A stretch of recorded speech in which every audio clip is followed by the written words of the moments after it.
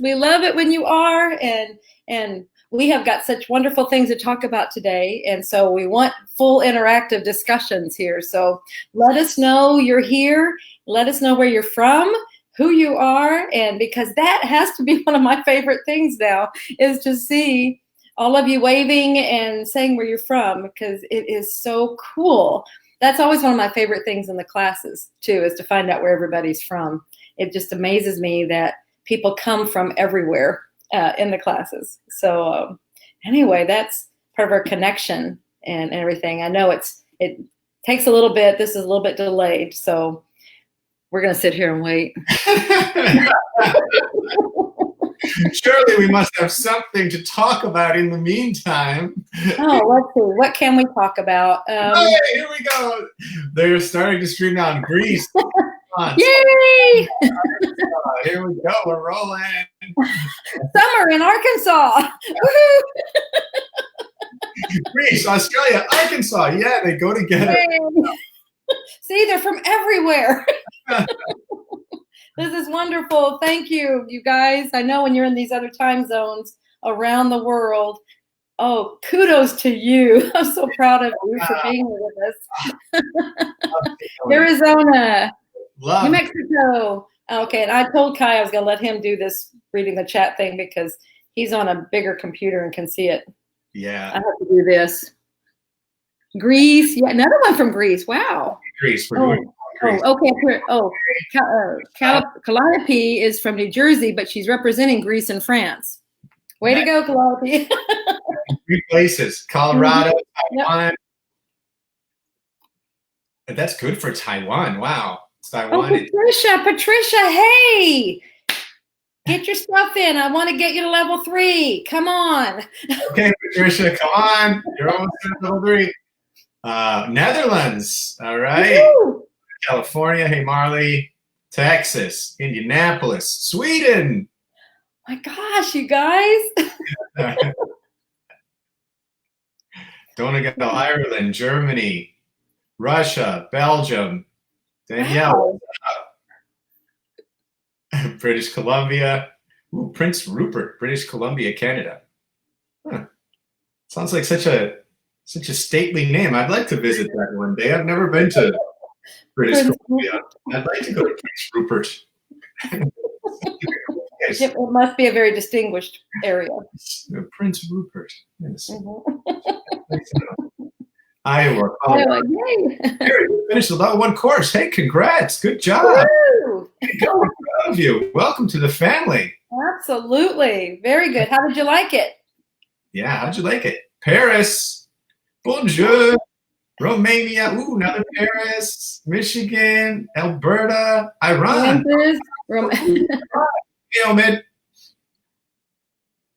Oh my God, Michigan. Yeah, no, I think you're ahead of me. Okay. Australia. Just rolling in. These are fantastic. Scotland, Maryland, South Carolina, New Mexico. We're piloted in. Yeah, it's so cool. We did the count. We were at 25 countries, I think, in the last time, and the countries keep going up. How we're connected. Yeah, that's amazing to me. I mean, I hope it's amazing to you guys, and I hope you really see what is happening here, because it was after about the second show or something we did, all of a sudden I started realizing what was going on. It's like this whole, I mean, we are a community, we are a family, and we're all coming together at during these shows and everything. And it's not just about us being on here and talking to you. It's nothing like that. It's all of us coming together. It's like this huge family reunion and we all come together, and because oh my gosh, I'm feeling your love. Oh, you guys are so beautiful. It's just so gorgeous. Oh, okay. She loved the level 1. She's hoping to go to level 2 in Bali. Woohoo! Yay! Absolutely. We're really holding out for Bali. Yeah, we feel like it's far enough out there that it'll work.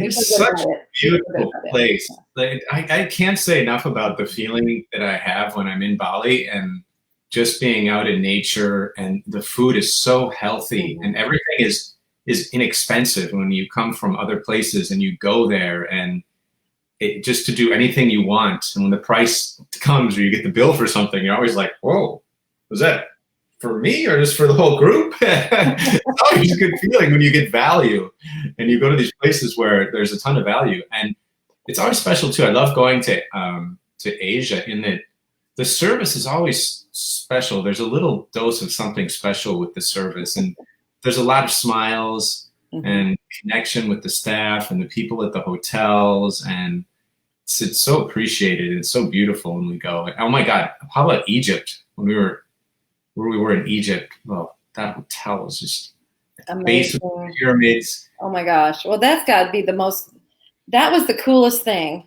'Cause I got there at night. I think you got there early in the morning. I don't remember if it was daylight by the time you got there or not, but I couldn't see. I mean, I could see the outline of the pyramid as we were driving toward the hotel. And they were like, see that up there? That's the pyramid, you know? And it's like, and it took a little bit to see the dark against dark, you know, how you have to figure it out. And anyway, the next morning, get up, and I think we were going to breakfast or something, whatever we're doing. And it was like in the restaurant where we would go, that's the pyramid is just right there, the Great Pyramid. It was so surreal. And we kept going, do you see what I'm saying? It just looked like this big picture. I mean, it was so surreal that it didn't look real. Just so gorgeous. And you see it for the first time, and it's so mesmerizing and so intoxicating when you look at it and you just breathe in, and it feels so dreamlike or surreal when you're at the pyramids, and you feel the energy of the Giza Plateau. It feels like a different vibe in the air and just everything about it, and the mysticism. And every day when you're there, it's just this new adventure in sort of unraveling and feeling energies and connecting. And there's so much resonance and vibration there. It's nice to reminisce about traveling and think about traveling, because, you know, our thoughts and our memories. Okay, so what if we can't get on planes right now? So what if, you know, by thinking of these things and experiencing it, we're getting that feeling of experience and that rekindling of positive emotion and that amplification of excitement. And, you know, things are going to open up. And then when we come back to it and we're able to travel and we're able to actually unite in the physical together, it's going to be even more exciting. And it's going to be like that reunion with a lost lover and somebody you haven't seen in so long, and connecting with our group, and just really, it's beautiful. Do you remember the morning we went to the Sphinx? That's one of my favorite memories from this last trip. Or from the Egypt trip. Oh my gosh, that was. The only one there, it was our group, and we woke up at the crack of dawn, and we were there. Woke up at about 4 o'clock in the morning, and we walked in through the darkness and walked down there, and we were right in the pause. And we were feeling the pause, and then even the morning prayers that were kind of coming up from time to time, it really blended in well with everything that was kind of coming through. And the 2 channeling sessions we did, where I was doing one, and we were doing one with Charmian. That just naturally came through. Right. Yeah, it was so special. And I remember the awe that I felt like when we first were coming into it, because it's because I've only seen it from a distance. You know, normally you can't get in that close to it. They have it all blocked off, and you can only do this by special arrangement, and which we somehow, the universe moved mountains to get that to happen. So, but anyway, normally, and it's different. I mean, it's always magnificent. It's always cool to see it, but when you're right there in it, and then you look up at it, it's like, it's just. We have a comment here from Liv van Hofsten. She said, "Go see the pyramids of Bosnia." Yeah. Well, interesting. We thought about that. On the plan. Yes, we have a class scheduled at the pyramids of Bosnia in July. It's our European class for the level 2, and a reunion there with 2.5 days of excursions in the pyramids and going into this, getting an aura reading, and then going into the tunnels and the chambers of the pyramids, and then getting one after, and this amazing time we have set up. Mm-hmm. Do we know if it's coming through, if we're allowed to travel? We don't know, but Everybody, visualize it. We're going to be there. Just make it happen. And the pyramid there is actually supposed to be, it's bigger than the pyramids of Egypt and older than the pyramids of Egypt. So we thought, wow, what an experience to open up and have a class there. So yes, we definitely were thinking about that. And thanks for that suggestion. We have another question here. That's called instant manifestation. Yes. We have a question here from Kimberly Ann Montgomery. She says, backdrop people, question. That's an interesting topic. You think we should talk about that? Yes, and it's an interesting topic because it's starting to trend. I've been seeing backdrop people trending, and it's popped into YouTube. There was something on the backdrop people that someone put up a video, and it was related to the sessions that Dolores did in the Convoluted Universe series. So Julia. We have Julia Cannon here. Here's the magic. You can shed special light on this interesting topic and give us this perspective that really only you and your intermediate in your direct family can give. I mean, what's your mom perhaps like? Well, what is this concept, and what was your mom thinking or articulating as she was writing it in her books? Like what are these backdrop people anyway? Okay. I mean, and this is, to me, it's still kind of, and that's why I think maybe it's trending, is because it's still a bit of a mystery out there. It never, we got some more information on it through time, but it still felt like it was still forming. This was, to tell you the truth, this concept is probably one of them that twisted my mind the most. Ooh. Everybody out there ready for and I think I'm still trying to wrap my head around it. Okay. The first principle and the concept of it, that's not so hard. It's the as you keep going, digging deeper into that hole and going further down, that's when my mind goes, I just don't know what to do with this yet. So I think what it is my mind, we have to wait for our minds to be able to understand the concepts, to have what it needs to absorb. Because I'm going to go off topic here a little bit, but I promise I'm coming back to this subject. It's like so many things, simultaneous time. 10, 15 years ago, brains could not, definitely 40 years ago, could not even perceive or conceive of that understanding. Where now it's like, yeah, that makes sense. That the mind has found a way to maneuver it so that it makes sense. Okay, and that's what this topic, I feel like it's still maneuvering. I think there's still much more to it to understand, but the basic principle of it. Okay. Remember, yes, we're on it. We're on it now. We're ready. The basic principle is remember, we're living lives. It's a play, right? Remember last time we talked about the grand play, the grand theater that we are all acting in. Yes. Right? And in our own play, yes, hopefully we are the main character. Hopefully we're the leading character. We can be supporting characters in other people's plays, but in our own play, I hope to goodness each and every one of you is your own leading actor. Okay? So just start with there. We have our play going on. All right. Now, in plays and in movies and everything, you don't ever just have one single person, maybe with one other supporting person going on, right? They have fill-in people. They have extras. They have all these things to make scenes look filled in, to make appropriate places look appropriate, right? Okay. What do they use for those extras? They use people. They just use fill-in people, right? Well, that's the concept of backdrop people. They are the fill-in people to our plays. All right? They are just extras to our movies. That's in the most simplest form. That's what it is. Now, when you start digging in and going, okay, but what are they? Who are they? Are they just like, are you a backdrop for me and I'm a backdrop for you? See, that's where it starts going. I mean, that made sense to me.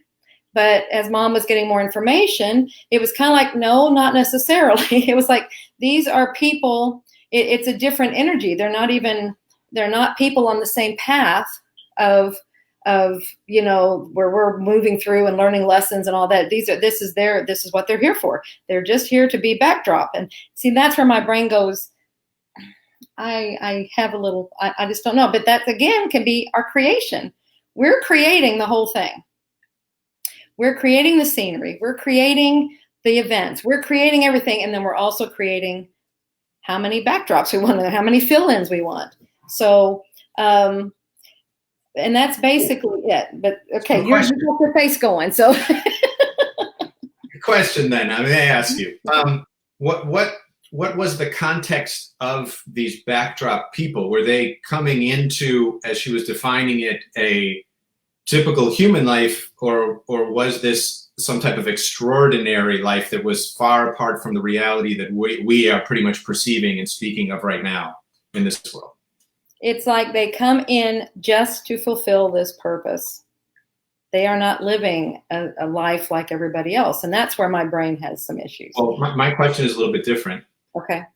It's in your mom's books, within the story concepts, there's context of different worlds and different lives that the beings are experiencing. Do you remember what type of backdrop people? Because this is where it can get down the rabbit hole a little bit. That can be a parallel reality that's a tangential reality to this one and not as applicable to our reality because it was happening. Yeah. It's parallel, a parallel Earth, a parallel planet. Excellent point. Because one, it's taken, usually it's not just from one person, it's from several. And especially when she got, I can't remember the first time it was brought up, maybe in Convoluted Universe Book 3. And then we basically tried to sum it up in Convoluted Universe Book 5 because she got some more information. So see, it doesn't just come through one person. It's, it would come in pieces where it's like, okay, here's some more on this concept, and just trying to understand it. But a good point as far as something I've learned now as we are doing more sessions and we are doing more classes and we are understanding, I feel like I'm getting a broader understanding of the sessions and what's actually happening there. And you really have to look at the person you're working with. You have to take that heavily into consideration as to what is their path? What are they working on? Because that can very definitely, this information is coming through these people. So you see kind of how it relates to where they already are. I mean, I think it's very relevant. And so I don't know, like the context of these people, what was happening there. It could be that, we have so many times it's been discussed about the various timelines, the various probabilities of different things that can happen. So it could be that things like this were on different timelines or something, or different dimensions. Yeah. Like I said, it's something that's really out there, and we are still, if it's trending, then maybe it's something that needs to come up, and we will start getting more information on it again. So, but the premise of it is they're extras in your movie, in your play. Okay. Now they are there. I mean, they're just filling in. They really don't have. What came on Convoluted Universe Book 5 was, it's kind of like what you're asking. Do they have? I mean, what are they? Who are they? Do they have a life? Do they have it? And they said they really don't even come into play until, like, if you were to interact with someone, then now all of a sudden you have elevated them to a different status in your play. They were just fill in, and now you've made them into a speaking role, okay, or something. You've done something, and then that's changed it. Okay, see how this is? You have to really pull back and look at this. What is it? You're always calling it the matrix. You're always calling it, we have to really look at it from that perspective. This is not be here in the middle of the woods perspective. You can't do it from here because it will really mess with your head. You have to really pull back and see how you're dropping these pieces and all these things in it. And they're telling me it makes perfect sense as you pull back. So let's just pull back and see what we see. I will be the first to tell you, I mean, that's what the Convoluted Universe books were about. They were for making our minds think, and it was to go these places that maybe it wouldn't have gone. And that way it's stretching the mind and bending it and things like that. It wasn't always, it's not all the answers. So don't look at these as, okay, here's my answer. This is about getting this to broaden and expand and be open to other ideas and see what else is out there, see what's possible, and go from there. Yeah, that's really interesting. I knew this would be a great conversation topic because there's a lot of different angles that can be approached, and there's a lot of questions that come in. So we have a question now from Shelley. And she said, so are they like a hologram? Do they have a soul? See, and that's almost an exact question that Mom asked. And Shelley, very thought-provoking question. Very thought-provoking. Well, first of all, everything we're doing is a hologram.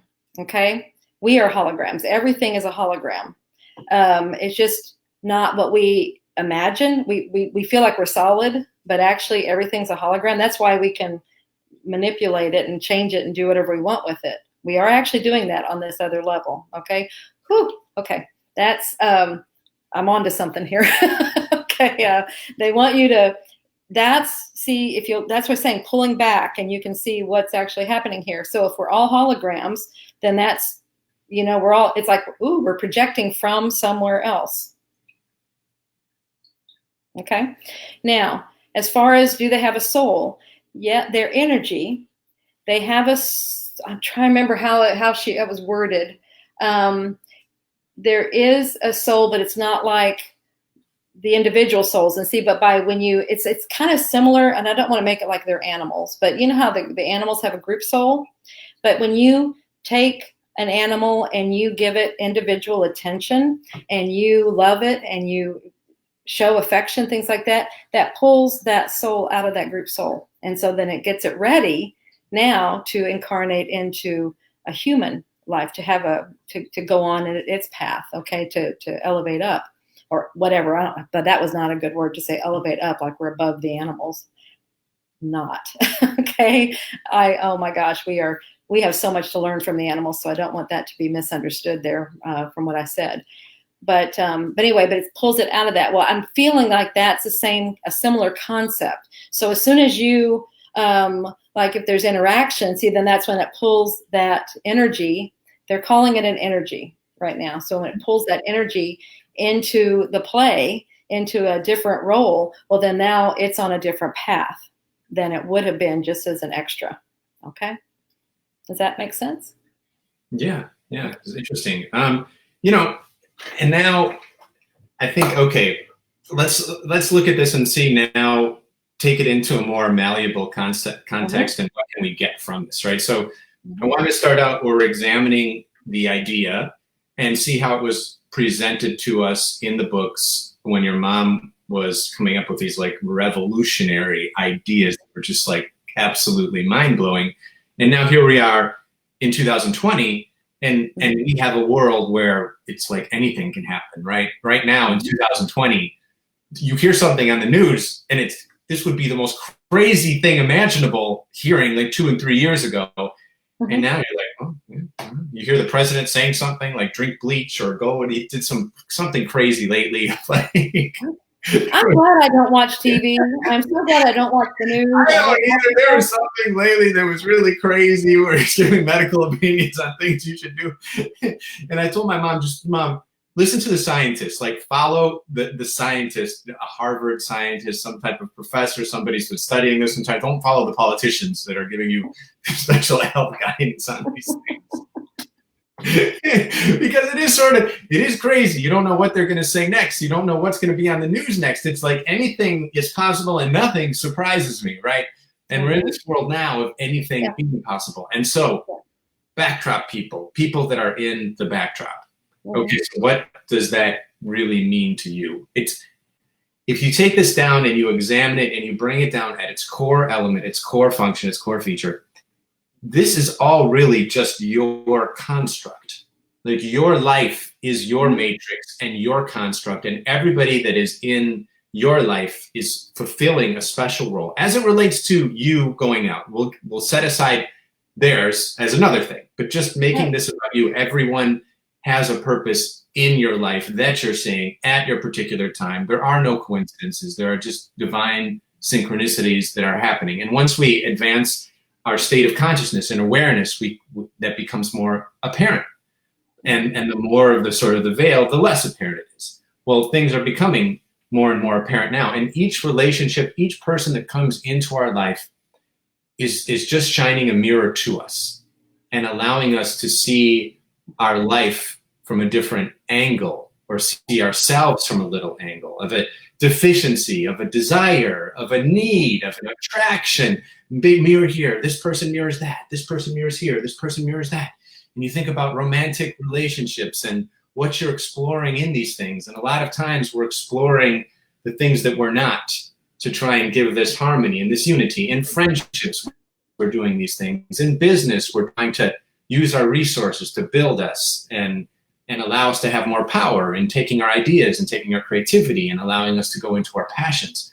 So as we bring these mirrors and people into our life, it's just merely all reflections. And it doesn't matter whether it's a backdrop person, whether it's a person that's close to you, whether a person, everybody is serving this divine purpose. So I would say don't put any emphasis on backdrop people as being something that are a lower form of consciousness or a lower form of the individual, and look at everybody as playing this beautiful, supportive, divine role in your life day to day to day, and look at that from that energy and that attractiveness, and you'll get the benefit from it.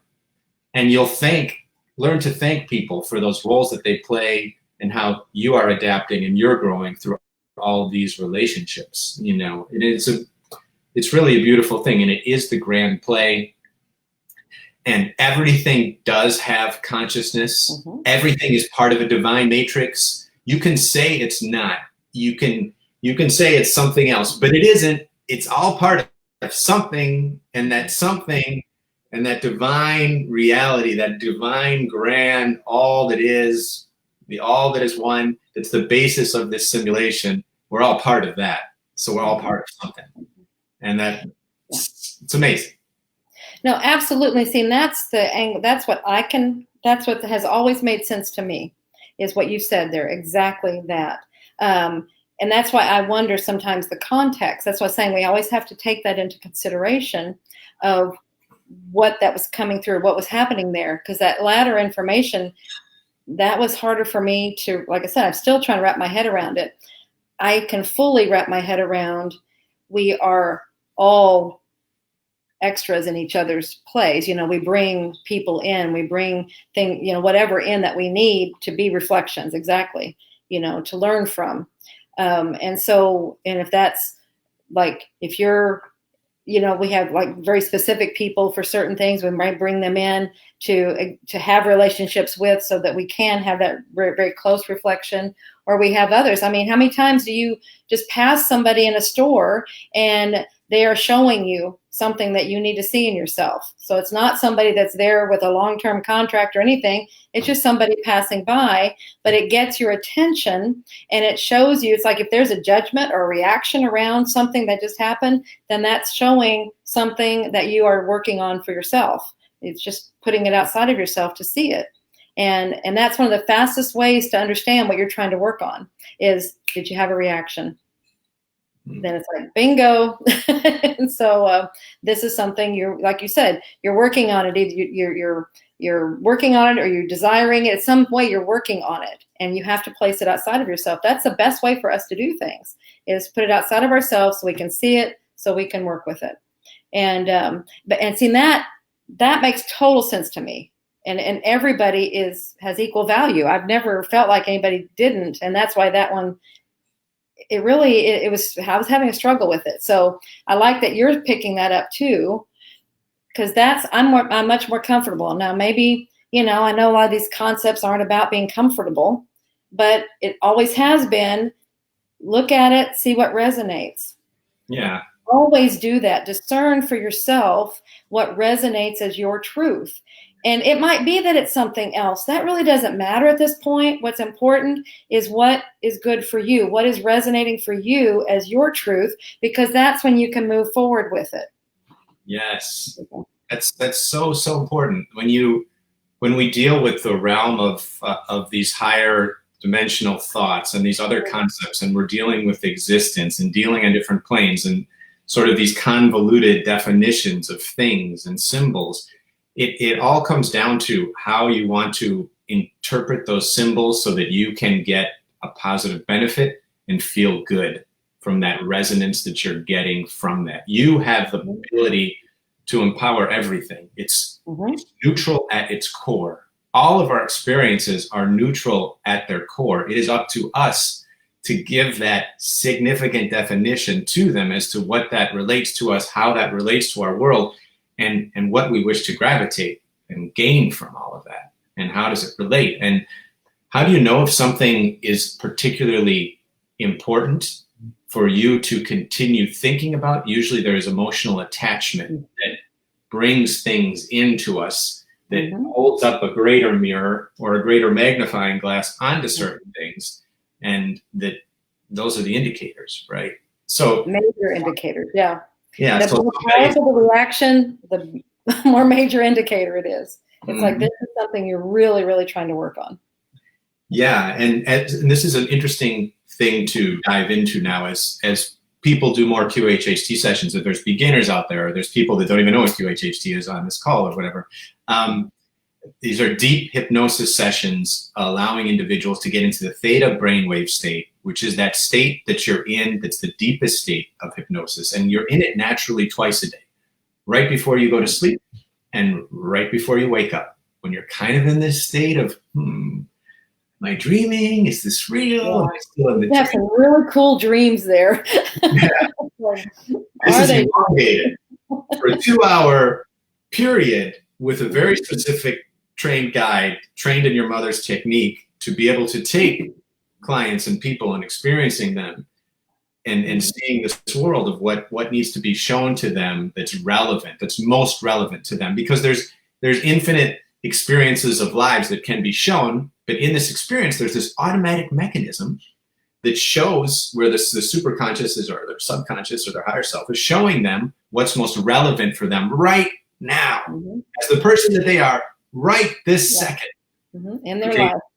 And there's some people, they tend to think, ooh, that could be scary. Ooh, like that would be, there's a lot of fears sometimes that come in to people beforehand because they just don't know what this is about.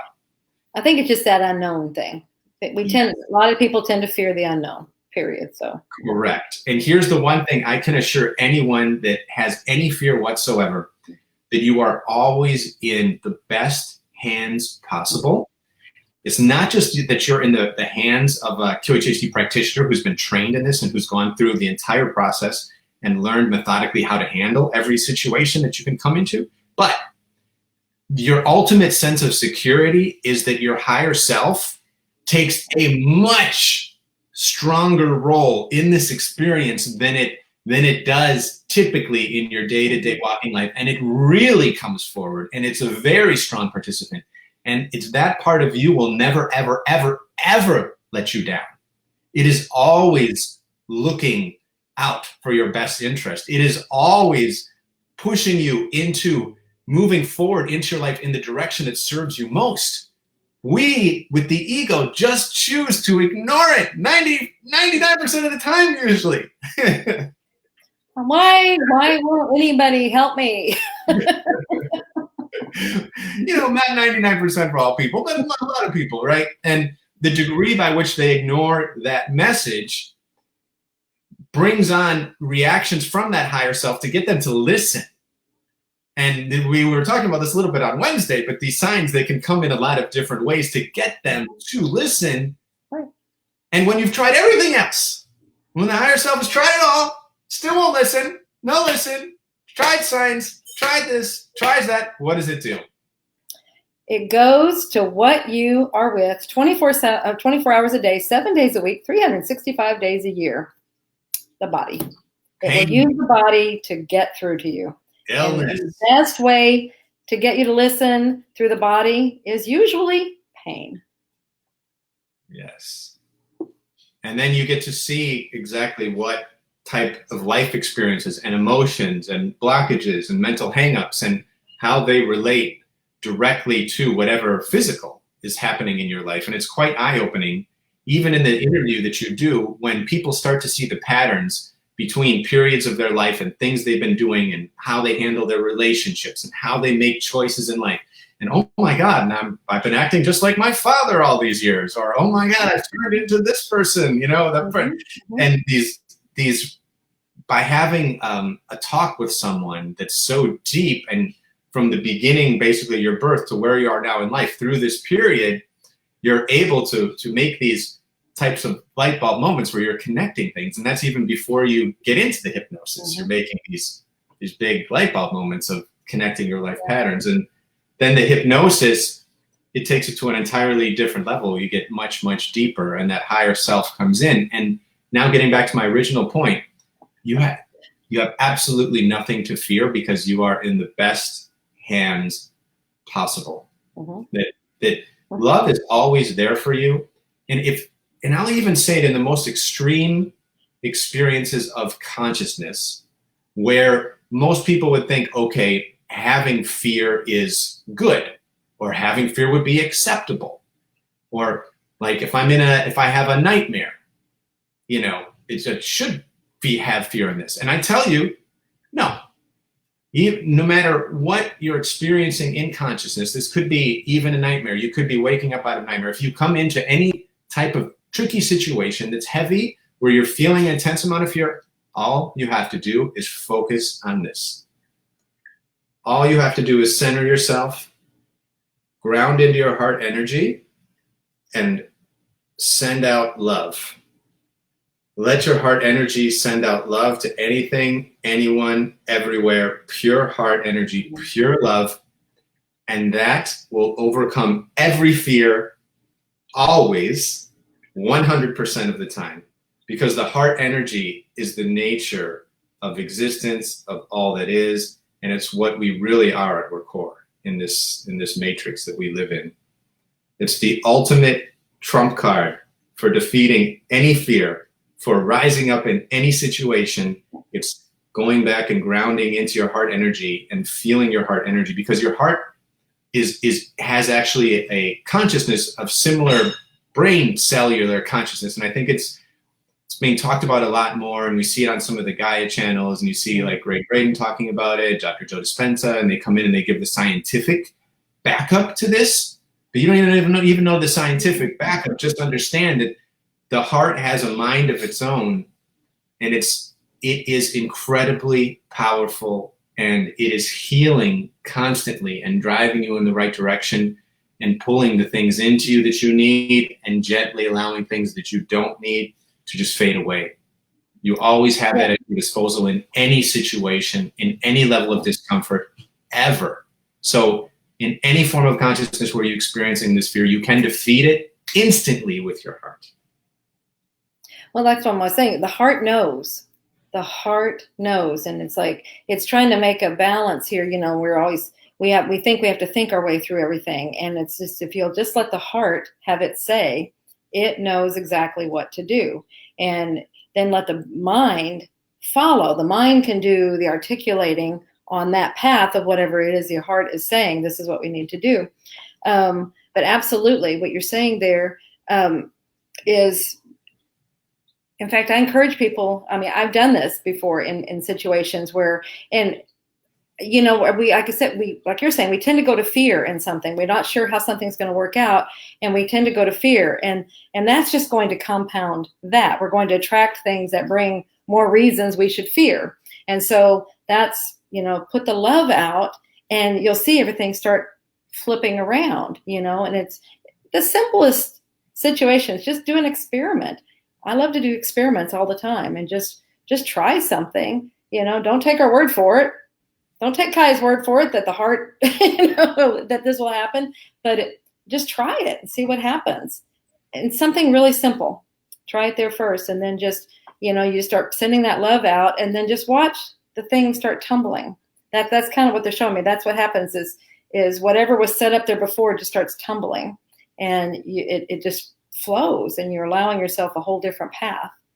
And because again, the attraction, now you've got love going out there. Now it's going to fill in with things that support the love.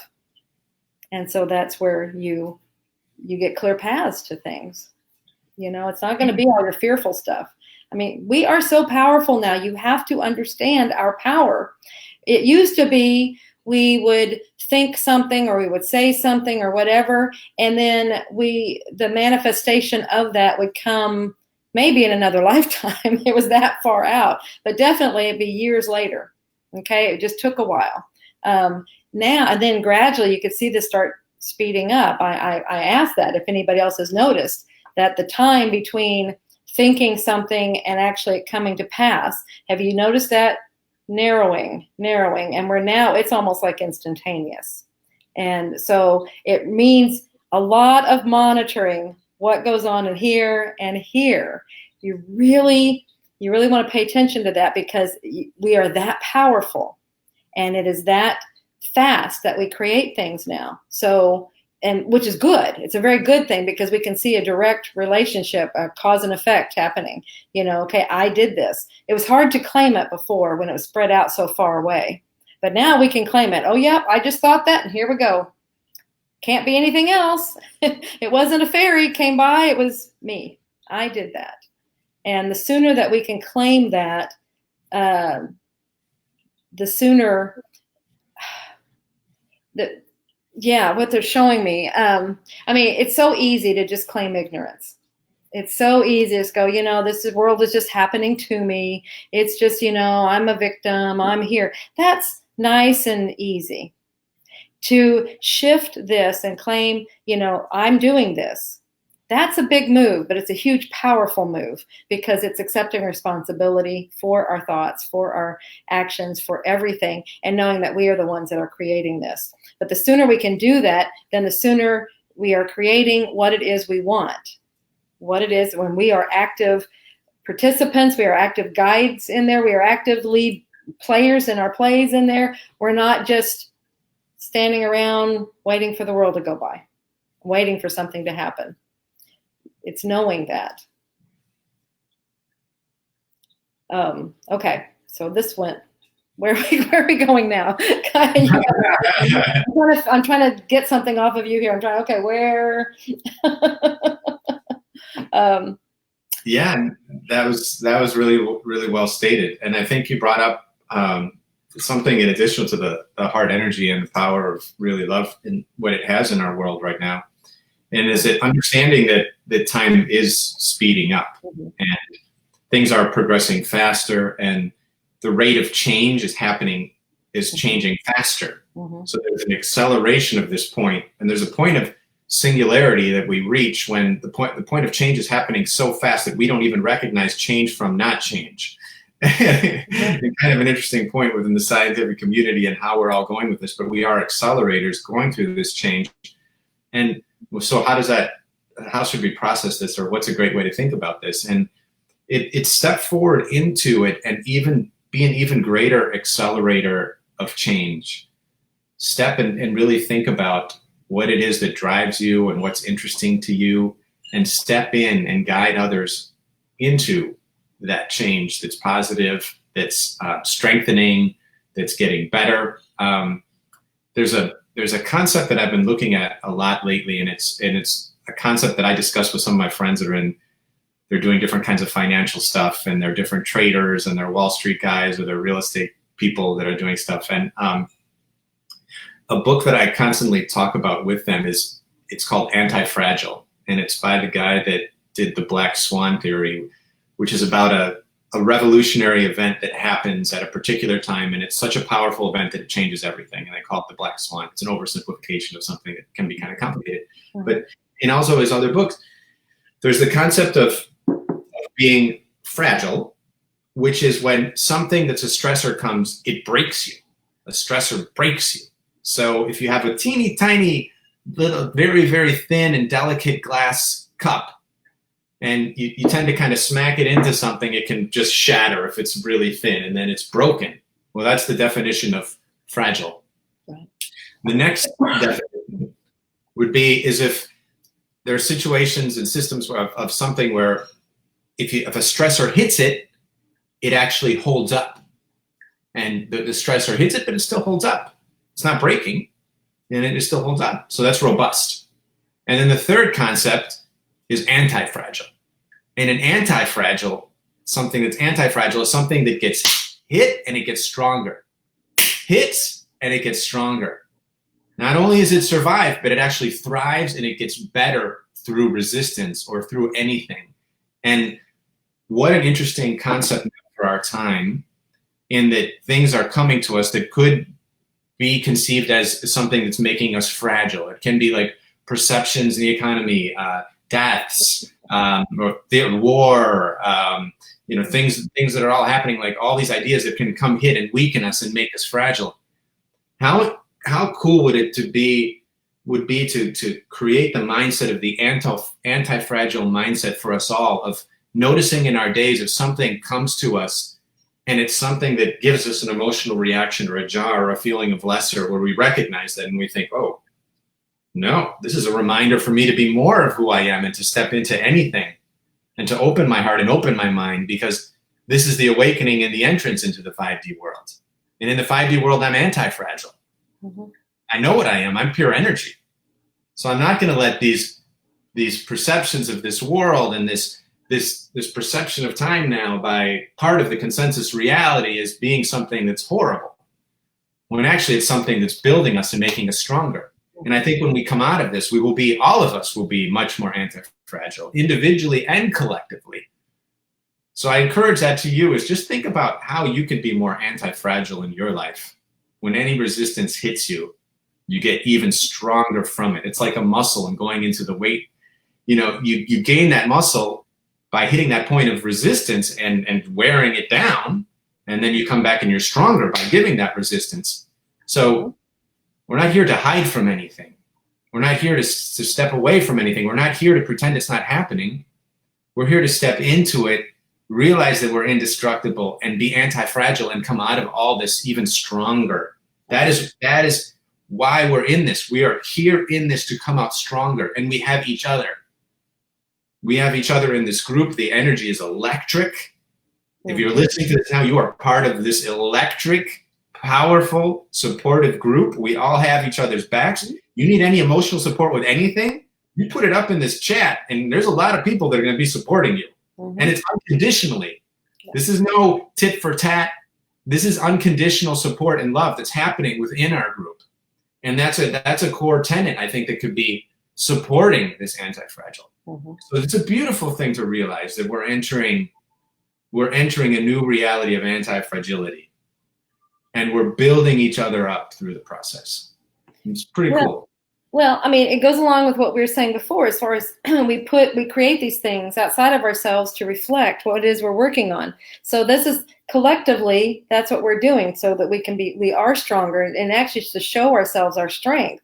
We are presenting ourselves with challenges, whatever we want to call them, various things. And that's where this is, I mean, look at the level of this. This is what we're going through right now is global. So this is definitely a big global collective issue that we're working on all. And I think it is to do that, exactly that, to show us our strength, our inner strength. I was thinking about some of the things out there, if we just listen, if we just watch the TV and watch the news all day long, we're going to be, getting things about how weak we are, and just how vulnerable and all that. Well,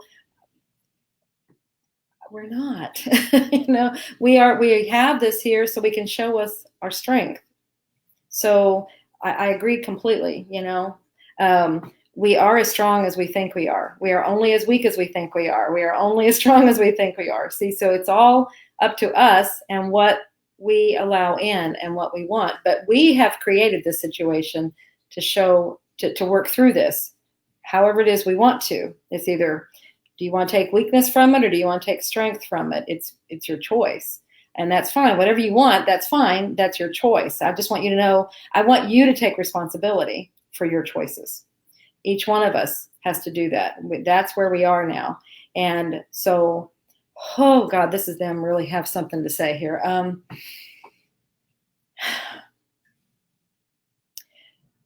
That's a big deal, man. I mean, they're like, this is really firm. These are your choices. Each one of us take responsibility for our choices. We have created this situation so that we have a nice little concentrated bubble that we can work within. Because usually we have so many distractions, so many things. And this has been created so that we can really get down to business and we can really get stuff done. I'm excited to see what happens after this, because if we're through this kind of a concentrated boot camp, whatever you want to call it, what's happening? This is so cool, because it's not, I felt some fear out there. What is it? What is it going to happen? Remember, it's your choice. It's your choice. And what did Kai just say about fear? And that is a natural tendency to go to fear if it's something we're not sure of, we don't know. So, but let's proceed with love and know that we created this situation so that we could get concentrated learning, concentrated work on ourselves to go forward. Because I'm feeling, boy, it's like we have rocket boosters on us. That's what's happening in this time. And so as we come out of it, it's like, Nelly bar the door. I mean, it's like we're just going to shoot out of these things. So in fact, many of us already are. You can do that within these things. I mean, you don't have to just go, okay, I'll take this. They say to stay home. Okay, that means do nothing. No, you can do all kinds of things. It means you prepare yourself. You can be very creative so that as this lifts, or even during this time, it only has the limitations that we place on it. That's it. So how, I can't express this. It's really important. You decide what you want your life to be. You decide what this time is about. You decide who you are. You decide what you want to do. Okay, that was their piece. Okay. All right.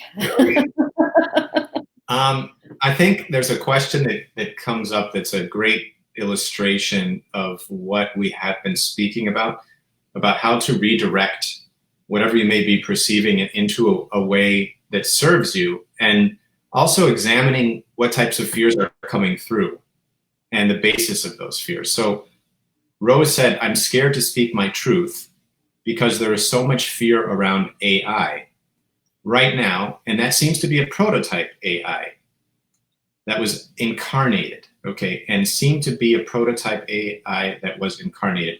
I'm pretty sure that may mean so we can handle that in two pieces, right? I'm scared to speak my truth because there's so much fear around AI, and I presume she's saying AI is in artificial intelligence.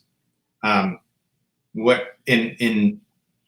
invite you to think about this in this way, Rose. I would say your truth and artificial intelligence are only connected if you very much want them to be.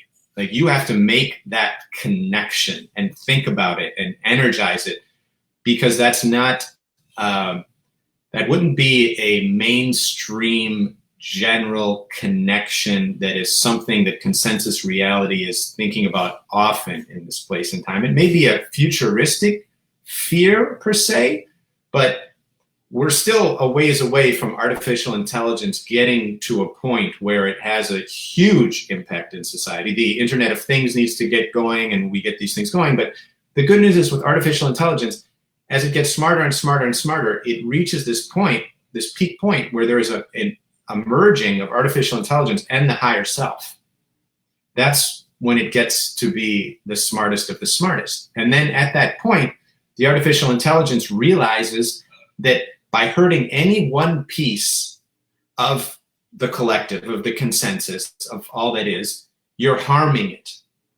There's no point in doing that. Artificial intelligence at that point realizes we're all in this together, and there's no reason to harm or hurt or do anything that is negative with it. It's only looking as an incubator and a catalyst for good, for ease, for pursuing things and making them smoother with less friction and greater efficiency. So right now with artificial intelligence, we're trying to look, like I could use an example for law. Artificial intelligence can come in and examine all the laws that have been written just like this, much faster than a human possibly could, and contrast this law against that law, which is going to make someone's job a lot easier.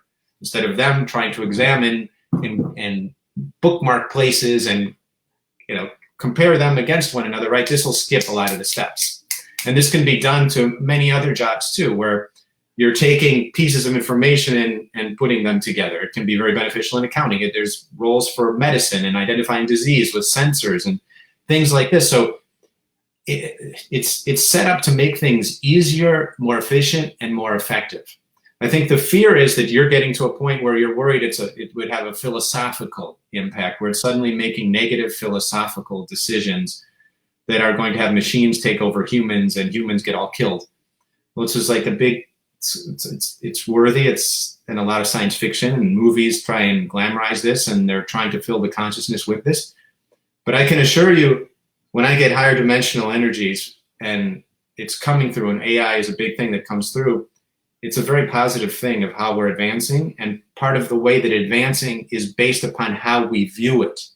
So you need to view it as something that is going to help you in understanding. Hopefully this framework that I'm giving to you allows you to understand the benefits of it and how it can help you, rather than probably a Hollywood movie fear-based thing that a lot of people will connect, hold energy into, and then that consensus reality gains power because people are connecting to the movie version of it, and suddenly that probability gets stronger, right? So the first step in actually getting the outcome that you want is to realize what you're fearing, where it's coming from. And I'm just speculating that it could be coming from Hollywood, that machines are taking over. It's whatever you feel.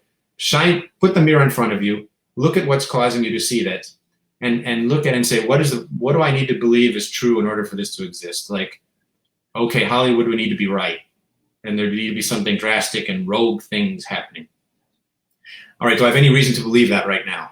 No. There's no evidence to prove anything that it's going. What do I have to believe? I have to believe the consensus and the power that I'm getting from these groups and these conversations, and believe that we're all headed in the right place into a 5D world.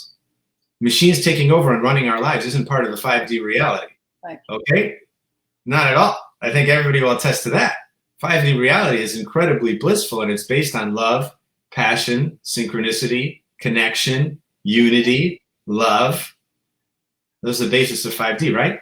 So when you catch yourself thinking those thoughts, understand, okay, I'm thinking those thoughts again about the crazy Hollywood wild takeover, and say it in a silly way to yourself, and then say, what I really prefer is to focus into my heart and connect to the 5D world that my brothers and sisters are going into, and connect into this call, and connect with everyone else, and express myself in these chats. It's beautiful that you bring this up, right? Because these are just normal things that people think about all the time. And isn't it nice to be able to share it without judgment, where people can suggest tools that you can use and support? And I see people bringing up emotional things and grief and loss and pain and fears, and it's great to bring that up. And it comes back to the point, if you have our support unconditionally, you have our love unconditionally, you can say anything in there, we're still loving you.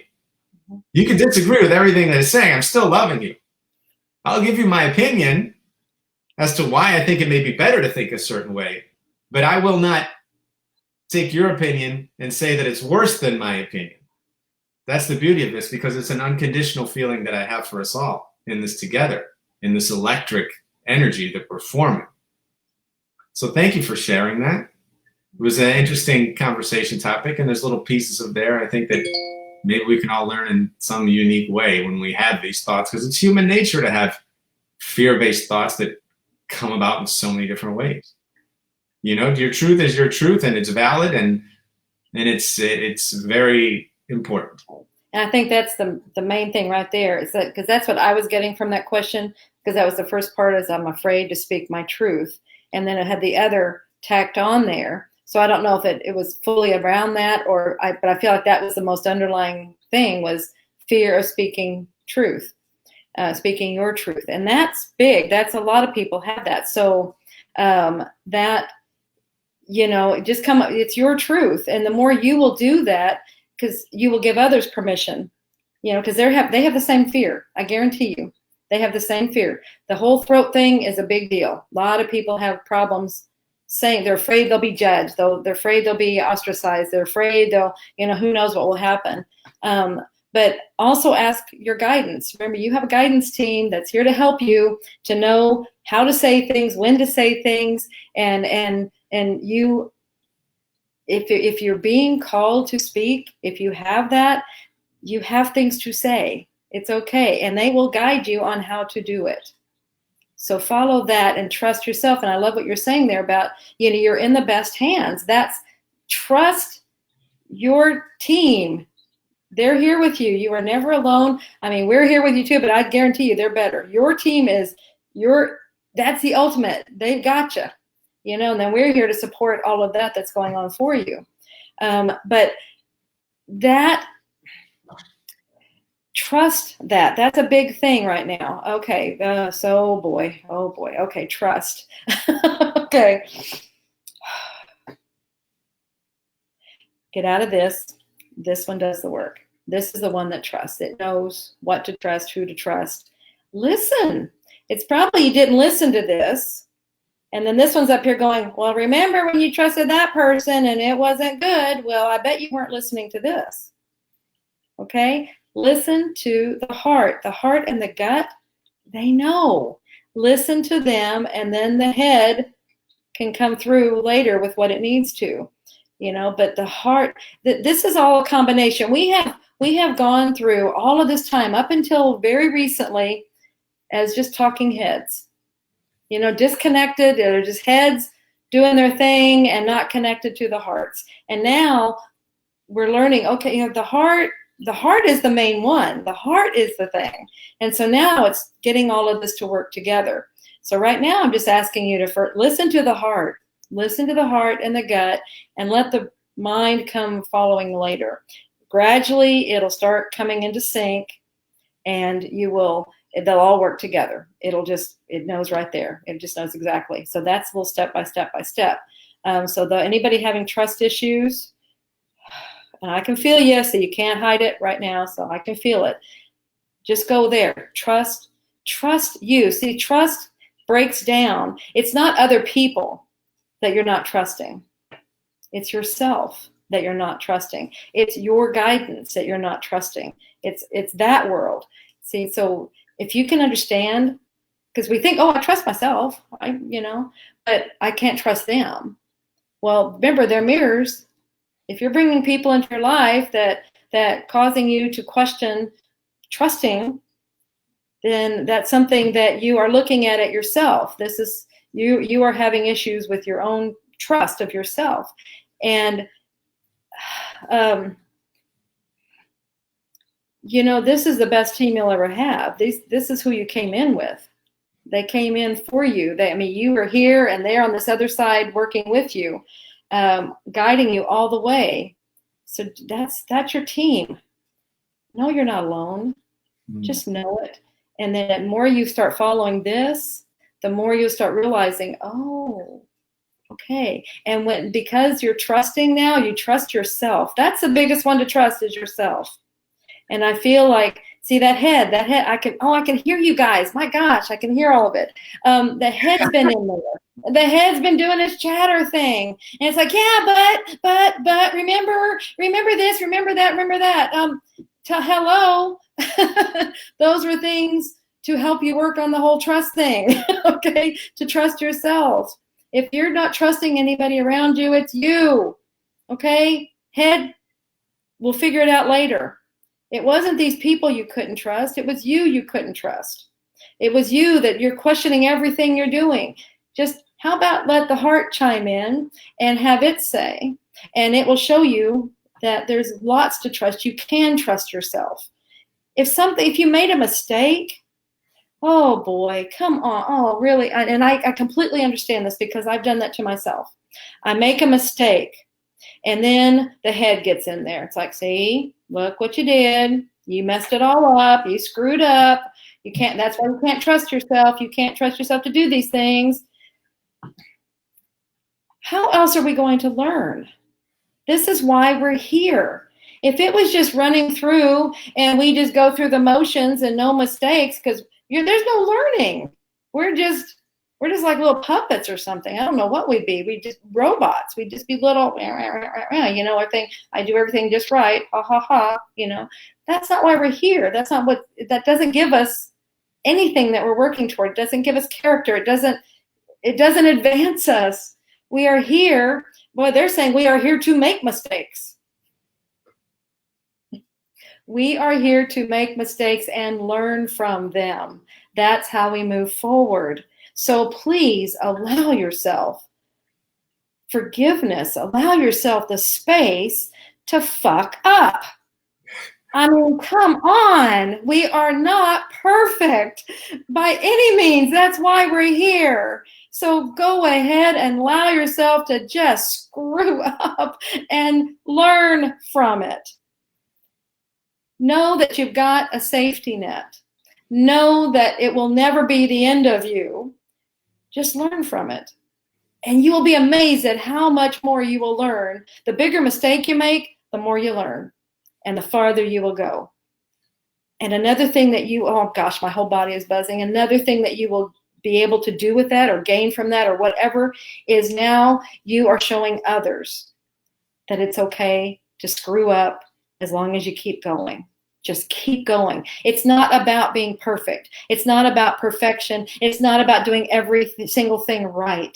It's about doing the best you can.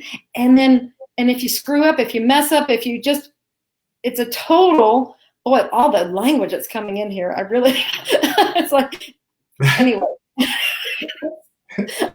I have a hard time saying some of these words. It's just, damn. It's a total shit job. Okay. Go, learn from it and go, but you'll never know if you don't do something. Because what we're doing, if we're so afraid of making a mistake, is we do nothing. And then you end your life full of regrets for never having tried, never doing anything. So do something.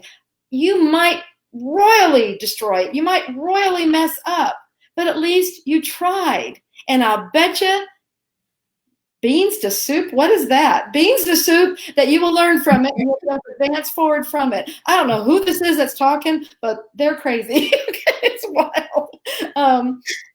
Anyway. So, yeah. In fact, I say that in class when they're going to go practice. I say, I expect you to make mistakes. And I do. I expect you to make mistakes. Go forth and make mistakes. Because then you're going to learn. And then you're going to come back and go, oh my gosh, look what I did because. And I kept working through it. Because, they're showing me you guys are unstoppable locomotives now. Because if you don't go out there, exactly, if you're not trying and you're so worried about making mistakes and you're not making mistakes, that train isn't moving. But as soon as you start doing this and just go, make mistakes. Learn from them. Well, see, that gets that thing going. And then it starts going faster and faster and faster and faster because you're learning from every single one of these. And you know how to more easily and gracefully maneuver through the journey. So make mistakes, damn it. Do it. I love you. Make mistakes. In fact, that's my challenge. My encouragement for you today is see how many mistakes you can make. Love it. Can you do that robot? You went, doop, doop. Can you do that again? I like that.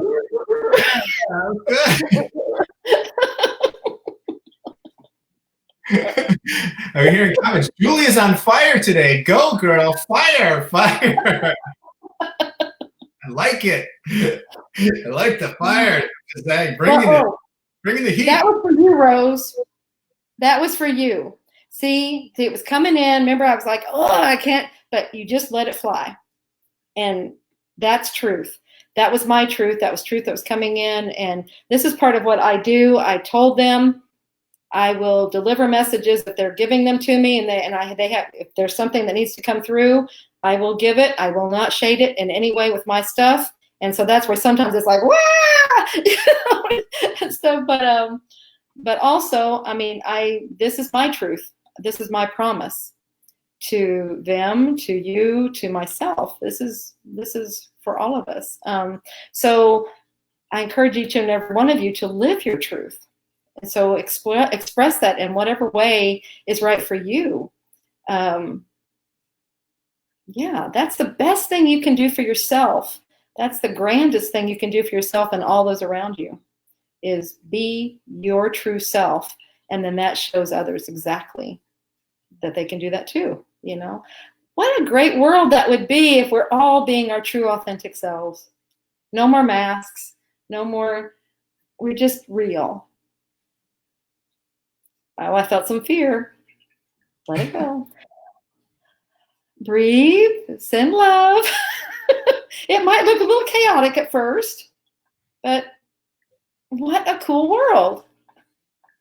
Yeah, and the amazing thing is, you know, going back to this point, is I'm checking out the comments right now, and I'm feeling the vibration, and I felt so much coming through, and there was so much energy and so much love just coming through and supporting and connecting with the vibration of what you're saying. And if anyone feels lost, if anyone feels like they do feel that fear, and they send out their love and they go back into it and they ground and they trust and they send the love, and then they want some more, it's like, just reach out to anybody here within our group. I mean, it's this amazing ecosystem that we have in this bubble. And when we started these conversations a few weeks ago, right at the beginning of the coronavirus thing, and it was the storm, and we started out saying, all right, the storm is going on, like right now. It's like, what's happening in the storm is like lightning and storm.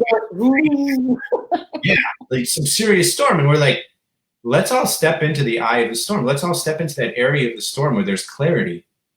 And we can observe all these wild things happening in the storm, and news can come in and it can tell us that these things are happening. We don't need to experience any of that in our world. And I think in our world, we're now really feeling what it's like to be in that eye. And I feel so much power coming through right now, so much energy from everybody that is listening now, and the love that we're sharing, and how we're all connected, and how we have each other's backs in such a beautiful way to encourage each other to really step forward and to speak our truths. And yeah, there's a comment that I saw. I was like, yeah, I'm scared to speak my truth. Okay, it's okay to feel scared. But the purpose of this experience, this earth experience, when we go through all these regressions and we get the direct feedback, it's to help the world right now, in this life, right now. It's to aid in the shift into the new 5D earth, into this reality. And you get to be an active participant in that. And when you have the view from above, and when you're thinking, okay, I'm in it now, what's my purpose? How am I going to feel about my actions? You're going to want to know that you gave it everything that you had, that you didn't hold back, that this information that's coming to you for your higher self, and it's encouraging you to express yourself, and in whatever way, man, could be reading, could be speaking, could be videos, could be creating social media, could be doing writing. You know, there's a lot of writers out there. Could be gardening. I don't know what it is, but it's expressing yourself in a way, somehow, some way that you feel is your contribution to the earth moving forward. And there's no right or wrong answer. It's just whatever is right to you. But now's the time for that. And now's the time to speak up. And if you're in a roadblock and you feel it's tough to speak up, reach out to any of us and just have a conversation. Anybody in the group. There's so many amazing people in there coming from love. It's unbelievable, the group that we have. So you know you have this. So if you know you have this, use it as a resource and know you have this support. And that should encourage you to step forward into this even more. I don't know, just feeling that. I'm overwhelmed right now with the group. And that question that came up from Rose, that she had a really strong opinion of what was happening, right? And interpreting, it's hard to interpret it and to come from the vibration and to understand that we're kind of just taking guesses on how to navigate it best in a loving way. But we don't know her world exactly. We try. And then I see the outpouring of everybody else coming in to support and give ideas and love and help and nurture. And that, to me, that's what it's all about. The individual question, there's going to be a lot of individual questions. There'll be a lot of individual concerns, but it's the impact of that actual vibration that's happening right now of like healing, warmth, love, and connection. That was what was happening there, even more than the words that we were using to express it. It was the love that was just coming through naturally. And I believe she felt it. I believe that there was a feeling of that love coming into you from all of us, because I was feeling it. And I know that that's what we're trying to do with one another. And it's such a beautiful thing. Absolutely. Absolutely. It's, you know what? They're saying that's we need to, that's where I want us to end, is on that strength of that. I know we had other things we were going to talk about. That was a guidance for us. But you know how these things go. And we knew coming in that, well, we'll just see where so I'm going to next time, I definitely do want to talk about Nostradamus and what was happening there, because a lot of people are asking about that and wondering about things. So I do want to talk about that. It's another big thing that will open up. And so let's save that for our next show, as well as the 3 waves of volunteers. We have a lot of people always wanting to talk about that. So, and then anything else, if you'll send us in other subjects and other topics that you'd like us to talk about, and it's not even just us talking about it. It's all of us, that we're all in this together. We're all working through these things. And so other things that we all want to explore, let's do that. And, just share here as well as on the page. And then this is what I love. I love exploring all of these things like that, and we're helping each other through all of this and building our strength. Gosh, you guys, you're so beautiful. I'm feeling the love. Anyway, so I feel like unless you, I'm loving the interaction. I mean, it's just so powerful. It's so strong. And yeah, really appreciative to you all. And in reviewing the comments after, I'm like a kid in a candy store. I can't wait to listen to it again. And then I read the comments and get to experience it all and get to experience the connection. And to me, that's as good as you being here in person and us communicating, because we're using what we've got, and we're using what we've got to the fullest. And that's what life's all about. It's not hoping that we can communicate in some other way, some other day. It's enjoying what we have in this moment and appreciating each other. And I'm so appreciative of you all. Just light up my life, and appreciative of you, Julia, for having these discussions in this whole incredible world of QHHT, and appreciative of your mom for doing this amazing, groundbreaking work. And it's just incredible what's done, and just so appreciative and grateful to you all. I thank you, Kai. I mean, every day I'm always saying that. It's like I don't want to take 1 minute of anything that we do here, any of the things that we're involved in. I don't want to take, and any of the people that we're involved with, not one single thing for granted. So appreciate this world, this beautiful world we have created and are creating. And I'm just always pinching myself. I just had the craziest visualization right now. Okay. And it's like we're all together and we're really stepping forward onto the island of the new earth like explorers. And then there's a group, and we're all kind of walking forward, and we're stepping together into this light, into this new world. And we're sort of building it right now, creating it right in front of us and walking in. It's this vision. It's so powerful coming through right now. Wow. And that's the point. That's it right there. So amazing. We are doing this. Thank you, everybody. And oh my God, that's gorgeous, Kai. Thank you so much. This has been fantastic. You guys, you are the most beautiful people ever, ever, ever. You have, oh gosh, you are so wonderful. Go out and spread your light. Even if you have to stay inside, you still can spread your light. You still can just shine your bright light. Just shine it out there. Let others see it. Yes.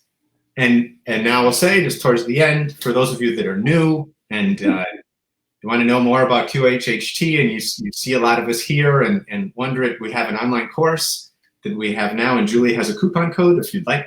Julie, to show the coupon code. It is lots of love. Let's see. Lots of love. There we go. That's 10% off the online course if you would like to enroll and learn more about this amazing QHHT and explore consciousness a little bit deeper with us. Next week, we will be doing same time, but we'll be doing it on my channel, Highly Abundant. I haven't done anything on it yet. I've been just building this channel. It's called Highly Abundant, a Facebook page, and it's just positive energy. My intention has been just put positive energy out. So it's been positive, positive, positive. But I think now's the time to like give that page a taste of who we are and what we do and give them a dose of the super high vibration interaction we have. So we'll do it on Highly Abundant. We'll post the link on the QHHT page, Dolores page, and we'll have it there and continue on with the super high vibrational hour and a half of power. Yeah, they seem to keep going an hour and a half lately. So, you guys are unstoppable. That's why.